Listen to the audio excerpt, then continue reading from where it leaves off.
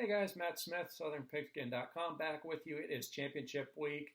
I'm going to do a bit of a hodgepodge of topics here today with only one SEC game. So I'll start with kind of some of the news of the week, the CFP rankings, some of the coaching hires and openings, a little bit of kind of no news today involving CFP Expansion.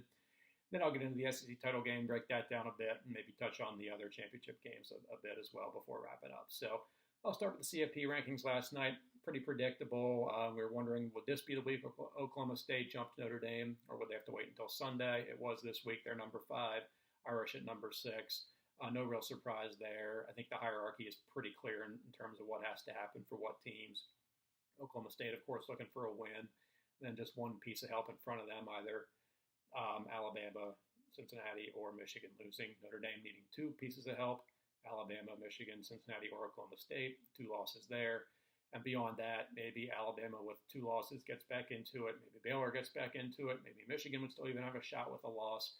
That's when the real chaos would start. But I think it's pretty clear in terms of what needs to happen for those 5, 6, 7 type teams right now. The only kind of WTF thing I had last night was Ole Miss and Baylor. So 2 weeks ago, kind of when there was a big shakeup, when Baylor beat Oklahoma, Ole Miss beat Texas A&M. That settled out with Baylor at number 8, Ole Miss at number 9. Maybe it was 9 and 10. Baylor was 1 spot ahead. That's the point. Over the past 2 weeks, Baylor won by 10 on the road against a 7-5 Kansas State team. Ole Miss won by 10 on the road against a 7-5 Mississippi State team. Similar results there. The second result, Baylor beat a 6-6 Texas Tech team by 3. Ole Miss beat an awful 2-10 team Vanderbilt by 14. Nothing much there, but for some reason they flipped Ole Miss and Baylor last night. Now Ole Miss is ahead, and that. It doesn't matter from a New Year's Six bowl perspective, whatever. Baylor's going to either fold up by beating Oak State or fall back by losing. But from a process perspective, which is important to me, I don't know how you arrive at that from 2 weeks where the results are pretty much identical. Why is Ole Miss superior now despite your one game of significance being exactly the same, a 10-point win on the road? Maybe it's because Ole Miss played a spotlight game on Thanksgiving night that everybody watched, and probably no one was watching Baylor and Kansas State on a Saturday afternoon with a lot of other stuff going on. I don't know, but that process always bugs me about why they do stuff like that. I thought that was a legitimate stake in the ground 2 weeks ago. Apparently it was not. But again, irrelevant from a practicality perspective in terms of where teams are going to go in bowls. But from a process perspective, I think that's very flawed from what the committee did with Ole Miss and Baylor. The Brian Kelly impact on Notre Dame, it's in the criteria that they could dock Notre Dame, I guess, for not having their head coach for a potential playoff spot. It's the only teams that could probably catch them would be an 11-2 Alabama, not falling behind them with a loss. Maybe an 11-2 Baylor as a conference champion could go up and get them. I don't think that's going to be the case with Notre Dame only having 1 loss, playing a really good dominant football over the past month. But if they do want to consider that, those are the teams that could benefit from that. Would be Alabama still getting in with a loss. Would be Baylor beating Oklahoma State and then jumping them as a conference champion with 3 top 15 wins. So that's the only way I think it comes into play. I think it's ridiculous to punish the kids for their coach just up and leaving one night. They've done the hard work. They've played the good football over the past 6 weeks. If they promote Marcus Freeman, you still got your 2 coordinators on staff. It's not like everyone's up and leaving with Brian Kelly. So I think that's completely unfair to the kids should that happen. And should the Irish get the 2 pieces of help they need, Georgia beating Alabama and then one of Michigan, Cincinnati, or Oklahoma State losing, I still think they're going to the playoff, but there is no precedent for this. So to speak in black and white here, I can't do that, but I kind of doubt that comes into play. I think that's a really bad look for the committee, should that become a reason to keep Notre Dame out. And that's about it. Michigan State looks like the bubble team. They'll be rooting for their arch nemesis, Michigan, on Saturday night. If Iowa wins the Big Ten, Michigan's obviously not going to fall out of the New Year's Six, so Michigan State, as that bubble team right now, probably gets bumped down to the Citrus Bowl. So weird situation for Sparty, but they'll be go maize and blue on Saturday night. At least they should be for their bowl hopes in the Big Ten title game. All right, coaching openings. Oklahoma still open. I'm thinking the 3 names right now are going to be Luke Fickell, Matt Campbell, and Brent Venables. Venables, of course, the former defensive coordinator there, back under Bob Stoops. Been gone about 8 or 10 years now. I don't think there were really burnt bridges there like there was with Josh Heupel when he left after 2014 and they brought in Lincoln Riley. I think that's why Heupel's not a candidate because it didn't end particularly well there. With Venables, I think it was just him looking for a break where he could have more control over that defense. And Oklahoma needed a little bit of a reboot there around 2012, 2013. So he went to Clemson, has had a ton of success. been waiting on maybe the right opportunity for him, and I think Oklahoma would be it. So I think he's a viable candidate. Matt Campbell, of course, makes a ton of sense with Oklahoma going to the SEC, not really making an intra-conference move per se outside of next year. And then Fickell, if he does not get the Notre Dame job, Ohio State's probably not going to open. If it does, it would have to be after the NFL season, most likely, because that's where Ryan Day would be heading. So I think Oklahoma would make a ton of sense for Fickell should he be getting the itch to leave Cincinnati. So probably one of those three candidates. They might take their time a little bit there, knowing they're not going to the playoff or probably even a New Year's Six Bowl at this point. Notre Dame, all signs pointing to Marcus Freeman getting promoted from defensive coordinator. It just makes a ton of sense. He's made that recruiting class for 2022 a very good one, potential top 5, top 6, top 7 at the high end of how Notre Dame normally has recruited under Brian Kelly. So I think that's a good reason to keep him. You don't want to hire a coach just to keep one recruiting class. They love Freeman. When they hired him, I thought a lot of people could envision him being the Notre Dame head coach one day. Probably not this quickly, but he's definitely impressing people in his 1 year in South Bend. And I think that makes a ton of sense. If they can keep Tommy Rees as kind of the head coach of the offense there, he's probably ready for that, to kind of run the show and get away from Brian Kelly. I think that's where it ends for Notre Dame. I expect something in the next 24 to 48 hours there. If Fickell would leave, I think maybe Sean Lewis at Kent State's done a real nice job there. They're playing for the MAC title this week. In-state guy, obviously, just up the road in Northern Ohio. That would make a ton of sense should Fickell depart Cincinnati. And then with the other hires that have already been made for LSU, I mean, Brian Kelly's is as good as there is in terms of available candidates for them. He was the last big fish after kind of missing on Lincoln Riley. I thought LSU might kind of get caught in terms of letting Billy Napier get away to Florida. But they did land Brian Kelly. I think the only question for him is you have got to be a dogged recruiter in the SEC. You got to be what Kirby Smart is. You got to be what Nick Saban is. Brian Kelly, for most of his career, has kind of been more like Dan Mullen. He'll do what he has to do, but he's not going to be relentless like some of those guys. And if you want to compete with those big SEC powerhouses, even with as many advantages as you have at LSU in terms of recruiting, you're going to get burned at some point. So that's probably the one big question. But scheme-wise, talent development, talent deployment, Kelly's probably as good as there is in the country aside from Nick Saban. So, again, Ed Orgeron and Les Miles won national titles there, and there's no reason Brian Kelly necessarily can't. But if there is one concern, it's his ability to put in the effort on the recruiting trail, like Saban, like Kirby Smart, even like Ed Orgeron I did, despite not being able to coach outside of recruiting, to be able to make LSU a national title contender again. So I think it's a great hire, but that's just the one potential red flag I could see if something would go south there. For Brian Kelly in Baton Rouge. College football playoff kind of got some no news today. They're still stuck between 8 and 12, and they're also stuck between, if they go to 12, I guess, giving the 5 Power 5 conference champions automatic bids versus just taking the 6 highest ranked conference champions. In practicality, there's no difference. The 5 Power 5 champions are going to be among the top 6 conference champions every year. Even this year in a down ACC with Wake and Pitt, whoever wins that game is only going to be behind a max of 1 Group of 5 champion, most likely either Cincinnati or Houston. They're going to be ahead of San Diego State. They're going to be ahead of Louisiana Lafayette or App State. They'll be ahead of the MAC winner. They'll be ahead of the Conference USA winner. So even in a down year for these leagues, their champions still going to be ranked high enough to be in the top 6. So I don't know why that would be the one hold up to having this thing go forward, but if it is, great for me. I mean, I don't want to see it expand at all, so I hope they get stuck on this for 20 years. But at this point, I think we're getting closer to having the 14 playoff through the end of the 12-year contract through 2025 when the TV deal is up and they can kind of start over and start from scratch.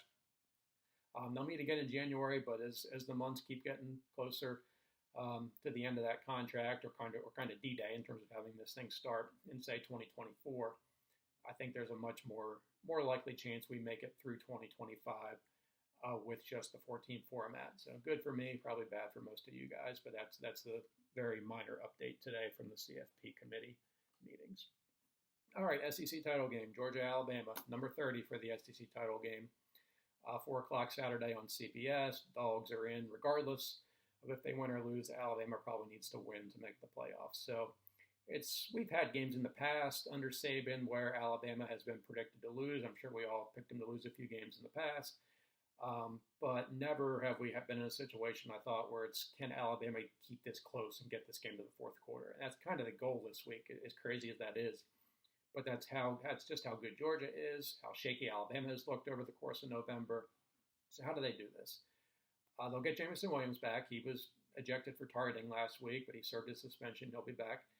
Brian Robinson with the lower body foot injury of some sorts. I guess he'll give it a go, but there's no way he's going to be 100%. So it might be a lot of Trey Sanders in that backfield.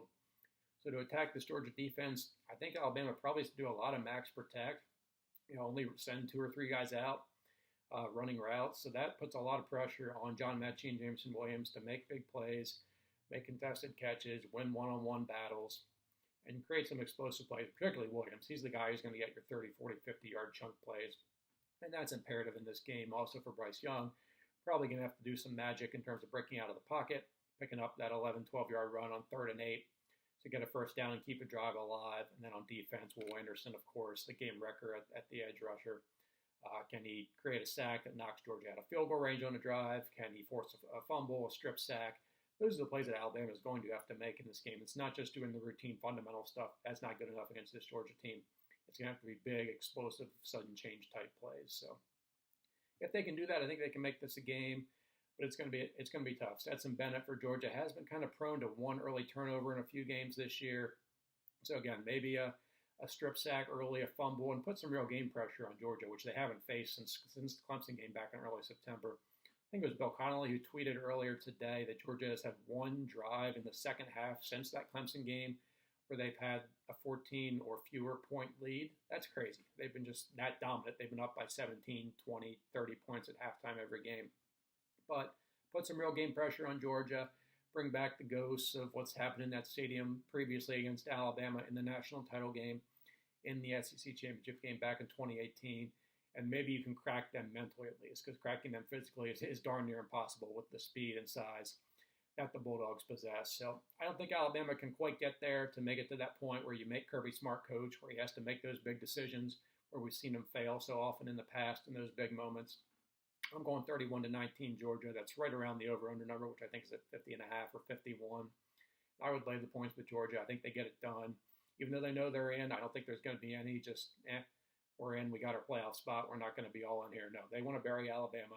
Ohio State's out. You take care of Alabama. Those are the 2 teams that talent-wise can match up with you. If you get in the 14 playoff with whatever combination of Michigan, Oklahoma State, Cincinnati, Notre Dame, I mean, that's 1980 should be history by January 10th, then if you're Georgia, because they are far, far superior athletically to any of those teams they will see. So if you take care of business, knock Alabama out, I think, 1980 can become to Georgia what 1908 now is to Cubs fans, what 1918 is to Red Sox fans. And they can finally bury those 40 years of pain coming up a month or so from now. 31-19 Dogs, again, a decent game, but I just don't think Alabama, with what they've been through the past couple of weeks, Georgia's so much superior in terms of rest and being fresh. Alabama's beat up, they're banged up, they're mentally exhausted from the past couple of weeks. There's so many advantages for Georgia in this game. If they can't do it, they're never going to do it, in terms of Kirby finally knocking off Nick. Other conference championship games, early game Saturday, Baylor, Oklahoma State. Probably a defensive struggle. Baylor likely going to be without Jerry Bohannon again. Blake Shapen going to start for, I guess, the second week in a row. Oklahoma State, they won Bedlam, but that was a sloppy game. I was not overly impressed with either team. A lot of turnovers, but they got it done. Defense has played well all year. I think it's a low-scoring game. I'll touch on that in best bets here to wrap up the video. Friday night, forgot about that one, Oregon and Utah.